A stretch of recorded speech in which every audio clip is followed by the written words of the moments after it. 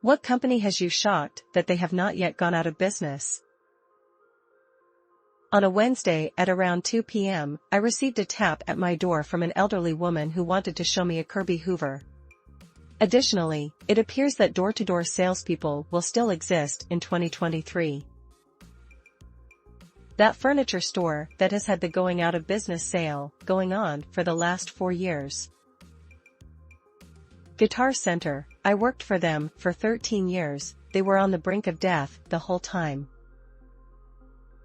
All those awful kiosks in malls that sell stuff no one honestly needs. Herbalife. McAfee. TV Guide still exists. Edit, I was referring to print, not the channel. AOL AOL's 2022 revenue was $0.4 billion. AOL has 10,350 employees, and the revenue per employee ratio is 14,975 per. Exploding head. I hope they don't, but Arizona iced tea has cost the same my whole life. Good on them.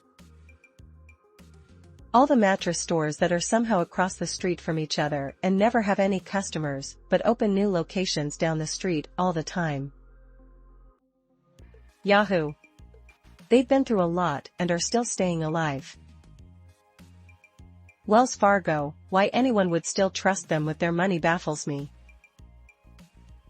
Those adult video stores. Counting the days for LuLaRoe to call it quits. Pretty sure Sears is still holding on? It feels like they have been saying Claire's is on the edge of bankruptcy for 20 years. Mary Kay. Kohl's. Don't get me wrong, I love my Kohl's. But every time I go in there it feels like 90% of the shoppers there are just there to return their Amazon package. Kohl's does have some pretty good stuff, so I do hope they stay in business, mostly because they are just so convenient for returns. Macy's one of my favorite stores, but it gets pretty depressing to shop there. You see maybe like 2 employees on the entire floor. Products are often never organized and the fitting rooms are even worse. Clothes just dropped on the floor and no one ever checks how many clothes you go in with or what you truly do inside. Some Macy's are better, but many are really bad. Feels like a complete ghost town. Edible arrangements. I'm convinced this company survives on one-time orders that are for the hell of it, not actual repeat customers. The Chinese buffet across the parking lot from the coffee shop where I work. My boss saw them defrosting fish fillets on the roof of a car once. Directly on the car. I don't know how many times we've had to call the health department on them. They leave the dumpsters looking like a war crime, too.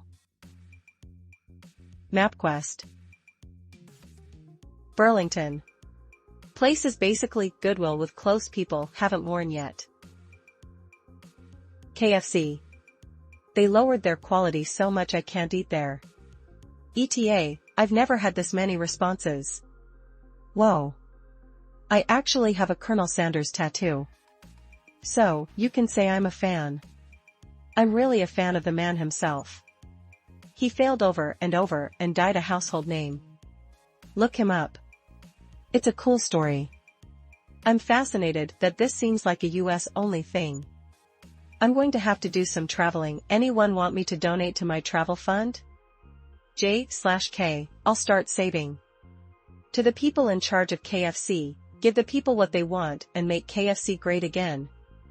#MFGA. Applebee's, why are people going there? Why are people working there? Tim Hortons. It used to sell decent fare, but they expanded their selection of food in 2006, got bought out and took an absolute nosedive in food quality. The only people who seem to like it are younger Canadians, with no memory of the before times, and newcomers to the country. Kmart and Sears. They're on their last leg, and I'm going to be sad for them to go, but how there's still 2 Kmarts left and a couple dozen Sears left is shocking. Redbox. Boston Market.